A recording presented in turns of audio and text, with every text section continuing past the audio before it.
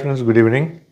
இந்த வீடியோவில் ஒரு சில தாட்ஸ் எதை பற்றி நம்ம ஷேர் பண்ணிக்க போகிறோம்னா, தெருநாய்கள், ஸ்ட்ரே டாக்ஸ், அது சம்மந்தமாக உச்ச நீதிமன்றம் கொடுத்த அந்த உத்தரவு, அந்த தீர்ப்பு மக்கள் மத்தியில், அதுவும் குறிப்பாக அந்த விலங்குகள் ஆர்வலர்கள் அப்படின்னு சொல்லிட்டு திரிகிறவர்கள் மத்தியில் மிகப்பெரிய ஒரு பரபரப்பை, கான்ட்ரவர்ஷியை, ஒரு டிஸ்பியூட்டை, ஒரு குழப்பத்தை உண்டாக்கியிருக்கு. எப்படி தெருநாயை பிடிச்சி ஷெல்டரில் விடலாம் அப்படின்னு சொல்லிட்டு யாரை பார்த்தாலும் நடிகைகள், சும்மா இருக்கிற நடிகைகள் வழக்கமாக பிறந்த நாள் கொண்டாடுவாங்க. இந்த கவுண்டமணி சொல்கிற மாதிரி அவங்களுக்கு மட்டும்தான் பிறந்த நாள் வருதான்னு இப்போ பிறந்த நாள் கொண்டாடாட்டி நாயை பற்றி பேச ஆரம்பிச்சிடுறாங்க. இந்த மாதிரி தீர்ப்பு வந்தால் அவங்களுக்கெல்லாம் என்னங்க, அவங்க ஏசி கார்லேயே போகிறாங்க. ஆக்சுவலாக அவங்களுக்கு கிரவுண்ட் லெவல் ரியாலிட்டி தெரியுமா? ஆக்சுவலாக என்ன நடக்குது கிராம பகுதிகளில், ஈவன் டவுன்ஸ்லேயே தெருவோரங்களில் அந்த ஸ்ட்ரே டாக்ஸு, தெருநாய்கள் பெருகி பெருகி பெருகி அது பண்ணுகின்ற அட்டூழியங்கள். அஃப்கோர்ஸ் அது அதுக்கு 6வது அறிவில் தெரிஞ்சு செய்யல. அது விலங்கு, ஒரு அனிமல், அதுக்கும் ஏகப்பட்ட டிசீசஸ் வரும். குறிப்பாக அந்த ரேபிஸ் நாயெல்லாம் ஒரு குறிப்பிட்ட காலத்தில் செத்துரும்.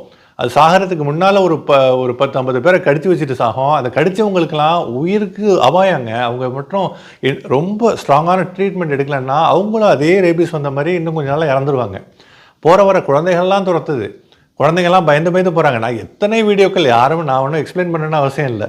இதை பார்த்துக்கிட்டு இருக்கிற நீங்கள் எல்லாருமே சோஷியல் மீடியாவில், ஃபேஸ்புக்கில், இன்ஸ்டாகிராமில், மற்ற எல்லா இடங்கள்லாம் ஏகப்பட்ட வீடியோஸ், ரீல்ஸ் பார்த்துருப்பீங்க. நாய்கள் எவ்வளவு ஒரு திருநாய்கள் அபரிமிதமாக வளர்ந்து எத்தனை குறிப்பாக குழந்தைகளுக்கு கடித்து வச்சிருது. சின்ன குழந்தைங்கள அப்படியே உயிர் போகிற அளவுக்குலாம் பண்ணிடுது. எத்தனையோ குழந்தைகள் இறந்து பேருக்கு கடிச்சு ரேபிஸ் வந்திருக்கு.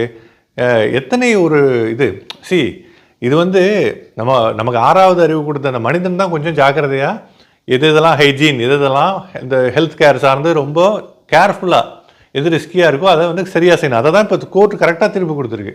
எல்லா நாய்களையும் பிடித்து ஒரு ஷெல்டரில் விடணும். இப்போது ஒரு சில டாக் லவர்ஸில் ஒரு சென்சிபிளாக பேசுகிற ஒரு சில டாக் கேரர்ஸ்னு சொல்ல முடியாது, பொதுவாக உள்ளவங்க என்ன சொல்கிறாங்க, இத்தனை நாய்களையும் திடீர்னு 1 லட்சம், ஒரு டவுன்லேயும் 1 லட்சம் 2 லட்சம் ஸ்ட்ரே டாக்ஸ் இருக்குங்க, திருநாய் இருக்குது. எல்லாத்தையும் சுப்ரீம் கோர்ட் எல்லாத்தையும் ஒரு குறிப்பிட்ட வீக்கில் எடுத்துகிட்டு ஒரு ஷெல்டரில் போடணுன்னு விதிமுறை கொடுத்துட்டாங்க. சுப்ரீம் கோர்ட்டு நல்ல விஷயத்தை செஞ்சுருக்கு. ஆனால் அந்த நாய்களை கொண்டு ஷெல்டரில் போடுற அளவுக்கு ஷெல்டரை உண்டாக்குறதுக்கான ஓப்பன் ஏரியாவில் அப்படியே நாய்கள்லாம் அடைக்க முடியாதுங்க. அதுக்கு திடீர்னு புதுசாக நோய் வந்துடும், அவுட் பிரேக் ஆகி எல்லாமே செத்து போயிடும். அது மாஸ் கில்லிங் மாதிரி ஆகிடும். ஆக்சுவலாக அது நாயை பற்றி கேர் பண்ணுறது அந்த அமைப்புலையும் இல்லாமல் போயிடும். அதை நம்ம கொல்லவும் கூடாது. ஆக்சுவலாக எந்த ஒரு உயிரினங்களையும் கொல்லக்கூடாது. ஆனால் அந்த தொந்தரவு கொடுக்குற குழந்தைகள் எத்தனை பேர் நம்ம எத்தனை கண் கொண்டு பார்க்குறோம் ஆக்சுவலாக, இல்லைங்களா? எவ்வளோ பயந்து பின்னாலே துரத்திட்டு ஓடுது. ஸோ உச்சநீதிமன்றம் கொடுத்த தீர்ப்பில் எந்த விதமான மிஸ்டேக்கும் இல்லை. அதில் குறை கண்டுறாங்க, இல்லைங்களா, அந்த நடிகைகள். அது மட்டும் இல்லை, அந்த சோ கால்டு அனிமல் ஆக்டிவிஸ்ட்ஸ் அவங்கெல்லாம் அவங்களுக்கு பிரெயினே இல்லைங்க. அவங்களுக்கு ஏதாச்சும் ஒரு கண்டென்ட் வேணும். அந்த கண்டென்ட்டை வச்சு நிறைய வியூஸ் வேணும். அவங்களுடைய சோஷியல் மீடியாவுடைய விசிபிலிட்டியை பெருக்கணுங்கிறது மட்டும்தான் அவங்க நோக்கமே ஒழிய டாகை பற்றி அவங்களுக்கு கவலை இல்லை. டாக் மேலே லவ் பண்ணுற மாதிரி வச்சுக்கிட்டு அவங்களுடைய வேலையை முடிக்க ட்ரை பண்ணுறாங்க. இல்லாட்டி இதை சொல்கிறாங்கல்ல, ஷெல்டரில் டாகில் போடுறதெல்லாம் ஷெல்டரில் போடுறது தப்பு. அதை அதனுடைய எங்கே இருக்கோ அதனுடைய தெருவில், அதனுடைய ஊரில் அப்படியே அது சுதந்திரமாக உழவணும் அப்படின்னு சொல்கிறாங்களே. அப்படி இருக்கிறவங்க அவங்க வீட்டில் ஒரு ஷெல்டர் மாதிரி உண்டாக்கி அதை கொண்டு வச்சுக்கிட்டாங்க. ஆக்சுவலாக இப்போ கடிச்சு வைக்குது, அவங்க வீட்டில் உள்ள பிள்ளைங்களை, அவங்க வீட்டில் உள்ள பெரியவங்களை கடித்து, அதனால் ரொம்ப ஒரு ரிஸ்கி, அபாயமான ஒரு சூழல் ஏற்பட்டு உயிர் போகிற மாதிரி நிலைமை வந்துச்சுன்னா அவங்க இப்படி பேசுவாங்களா? மனசு வருமா? தனக்குன்னு வந்தால் தான் அந்த வழி தெரியும், இல்லைங்களா? கண்டிப்பாக அந்த சுச்சுவேஷன் தான் நடந்துகிட்ருக்கு. எல்லாமே கண்டென்ட்டுக்காக தானோ ஒரு விசிபிளாக தெரியணுங்கிறதுக்காக ஏனோ தானோன்னு நடிகைகள்லாம் பேசிட்டு போயிடுறாங்க. ஒரு சில பேர்லாம் பார்க்குற அபத்தமாக இருக்குது. அதில் அந்த ஒரு சில பெண்கள் பார்த்தா ஆக்சுவலாக ஆண்களும் பேசுவாங்க, ஜெண்டர் ஸ்பெசிஃபிக்காக சொல்லலை. ஆக்சுவலாக பொதுவாக நான் பார்த்து 2-3 ஓவராக பேசுனது எல்லாமே பெண்கள். ஏன் அவங்க இப்படி பண்ணுறாங்க, ஷெல்டரில் எப்படி போடலாம், அதுக்குன்னு உரிமை இருக்குது. நம்ம சென்ஸ் இருக்குல்ல, மூளைன்னு ஒன்று இருந்தால் அவங்க பேச மாட்டாங்க. அவங்க மூளையே இல்லை, மூளையில் முதுகில் வச்சுட்டு பேசுவான்னு சொல்லுவாங்க. ஆனால் அவங்கள்ட்ட முதுகில் கூட மூளை இல்லை இந்த மாதிரி பேசுகிறவங்கள்ட்ட. கவர்மெண்ட் இந்த ரூலில் கொடுத்துருக்கு. இப்போ இந்த ஷெல்டரை எப்படி கெனல்ஸ்னு சொல்லுவாங்க, நாய் பட்டி, அது அமைச்சிட்டு இப்போ உச்சநீதிமன்றம் கொடுத்த தீர்ப்பு 100க்கு 100 சூப்பரான தீர்ப்பு, நல்ல தீர்ப்பு, வரவேற்கத்தக்கது. ஆனால் அதை டக்குன்னு பட்டியல் அடுத்த எவ்வளோ நோய் வரும் நாய்க்கு, அது அவுட் பிரேக் ஆகட்டும், எல்லாம் நாயை செத்து போயிடும்.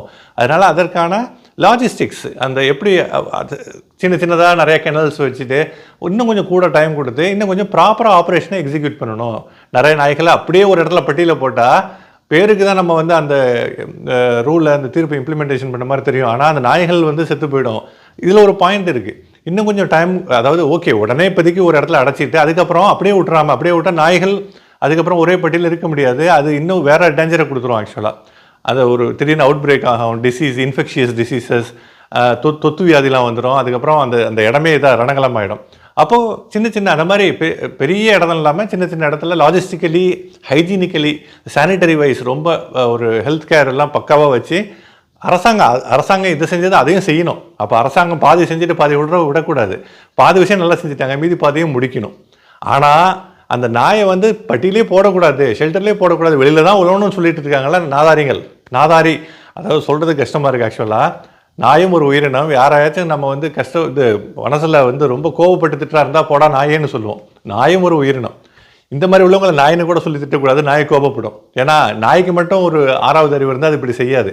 ஆனால் இந்த 6 அறிவு பிடித்த மனிதன் வந்து நாய் இப்படி செய்கிறது தெரிஞ்சிருந்தும் அது வெளியில் உழவணும்னு சொல்கிறான்னா அவனுக்கு மூளை ப்ராப்ளம், மூளையே இல்லைன்னு அர்த்தம். இல்லைன்னா அவங்க கண்டென்ட்டுக்காக இந்த மாதிரி பண்ணுறாங்கன்னு அர்த்தம். நீங்கள் என்ன நினைக்கிறீங்க? உங்களுடைய கருத்துக்களை பதிவு செய்யுங்கள். வீடியோ பிடிச்சதுன்னா லைக் பண்ணுங்கள், சேனலை சப்ஸ்கிரைப் பண்ணுங்கள். அடுத்த நல்ல கண்டென்ட்டோட நல்ல வீடியோவில் மறுபடியும் சந்திக்கும் வரை விடைபெறுவது சகோதரன் நூருல்லா. Thank you guys. பீஸ்.